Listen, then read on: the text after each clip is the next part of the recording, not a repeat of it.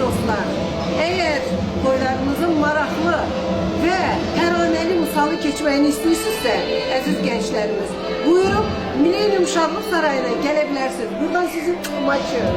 Millennium Super. Kızlar, subay oğlanlar, bəy gəlinlər, hamınızın yolunuzu Millennium Şadlıq Sarayında gözləyirik. Hələlik.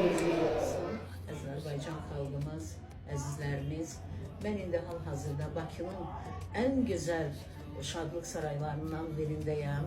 Gözəl toylarımızın, məkanlarımızın ünvanı Millennium Şadlıq Sarayıdır. Mən sizi gözləyirəm.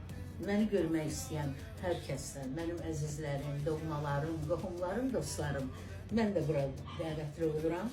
İstədiyiniz vaxtı bura təşrif edə bilərsiniz.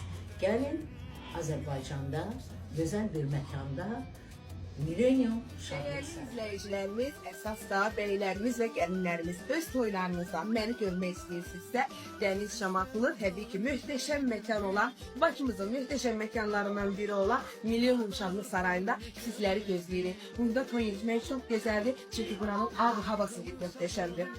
Zəngilanlı başımızın müstəsirmə saraylarından olan Millennium Şadlıq Sarayında hər birinizi salamlayıram və hər birinizin də yolunu gözləyirəm. Çünki mən hızlı olmalarımın xeyirli olanda yalnız və yalnız Millennium Şadlıq Sarayını seçməm. Mən şəhərin Zəngilanlı toylar olsun uzaqlarda, körpə gülsün uzaqlarda.